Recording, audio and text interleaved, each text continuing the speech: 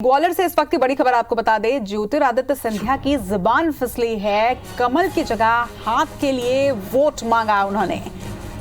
तो ये बड़ी खबर इस वक्त की आपको बता रहे हैं। और उसके बाद उन्होंने, जब उन्हें समझ में आया कि उनकी जुबान फिसल गई है, तो बाद में उन्होंने सुधार कर भाजपा के समर्थन में वोट मांगे। डबरा में प्रचार के दौरान उनकी जुबान फिसली। पंजे का बटन दबाना है, इमरती को जिताना है, ये ज्योतिरादित्य सिंधिया ने कहा। और उसके बाद भूल सुधार कर उन्होंने बाद में कहा कि पहला बटन दबाना है, बीजेपी को जिताना है। तो आज डबरा में बीजेपी प्रत्याशी इमरती देवी के लिए वोट मांगते हुए क्या कुछ उन्होंने कहा, ये भी सुनिए।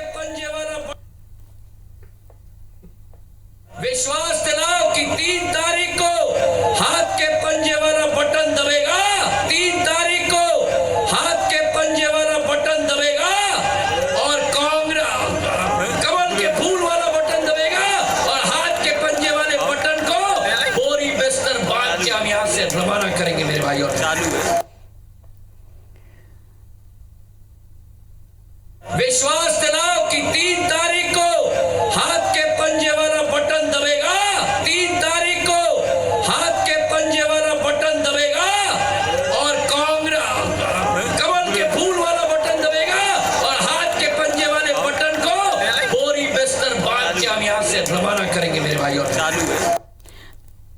तो डबरा में आज चुनावी सभा में किस तरह से ज्योतिरादित्य सिंधिया की जुबान फिसली, ये आपने देखा। और उसके बाद से ही ये वीडियो सामने आया है। डबरा में चुनावी सभा, बीजेपी प्रत्याशी इमरती देवी के प्रचार के लिए आज ज्योतिरादित्य सिंधिया वहां पहुंचे थे। और चुनावी सभा को संबोधित करते हुए उनकी जुबान कुछ इस तरह से फिसली कि कांग्रेस के लिए उन्होंने वोट मांग लिया। और उसके बाद भूल सुधार कर फिर कहा कि बीजेपी को बोरिया बिस्तर बांध के वापस भेज देंगे। तो किस तरीके से उन्होंने भूल भी अपनी सुधारी, लेकिन जुबान उनकी यहाँ पे फिसली है। और ये पहली दफा नहीं है, इसके पहले भी कुछ नेताओं की जुबान कुछ इसी तरह से फिसली थी। और ज्यादा जानकारी के साथ हमारे सहयोगी नासिर इस वक्त हमारे साथ जुड़ रहे हैं। नासिर, पहले भी इस तरीके के वाकये सामने आ चुके हैं जब नेताओं की जुबान फिसली है और दूसरी पार्टी का नाम ले लिया है, लेकिन इस बार ज्योतिरादित्य सिंधिया की जुबान फिसली है। बिल्कुल कृष्णा, ज्योतिरादित्य सिंधिया मध्य प्रदेश में उपचुनाव में सबसे बड़ा चेहरा है, क्योंकि इन्हीं के दम पे मध्य प्रदेश में कांग्रेस की सरकार गिराई गई थी। और उसके बाद सारा दारो मदार अब इनके ऊपर है कि फिर से दोबारा से बीजेपी की वापसी होना है। लेकिन आज जब डबरा में चुनावी सभा की, रोड शो था, रोड शो के बाद ज्योतिरादित्य सिंधिया डबरा में सभा के लिए पहुंचे थे, तो वहां उनकी जुबान है वो फिसल गई और उन्होंने कांग्रेस के लिए वोट मांग लिया। लेकिन उनको फिर बाद में एहसास हुआ कि नहीं, ये गलत कह दिया, तो फिर उन्होंने कहा बीजेपी के लिए वोट दिए। लेकिन इस बीच जो इमरती देवी उनके पास में खड़ी हुई थी, उन्होंने देखा तो वो भी एकदम आश्चर्य हो गई और फिर ज्योतिरादित्य सिंधिया जी की बात को लेकर वो मुस्कुराने भी लगी।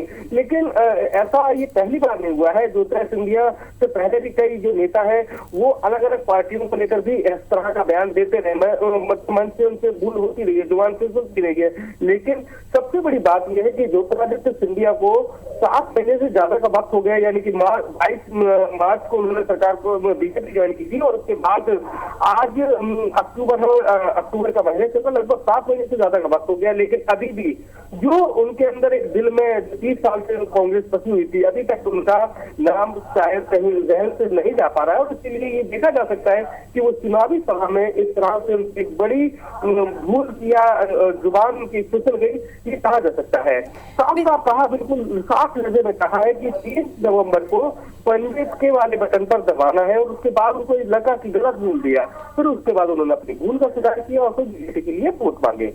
जी बिल्कुल, निश्चित तौर पर एक मानव भूल कही जाएगी, क्योंकि इतना लंबा टाइम उन्होंने उस पार्टी में बिताया है, तो कहीं ना कहीं एक निकल जाता है नाम। हालांकि अब देखना ये होगा कि अब कांग्रेस इसे किस तरीके से लेती है। तमाम जानकारी के लिए आपका बहुत बहुत शुक्रिया। चलिए एक बार फिर से आपको सुनवाते हैं कि आखिर ज्योतिरादित्य सिंधिया ने चुनावी सभा में क्या कह दिया। विश्वास दिलाओ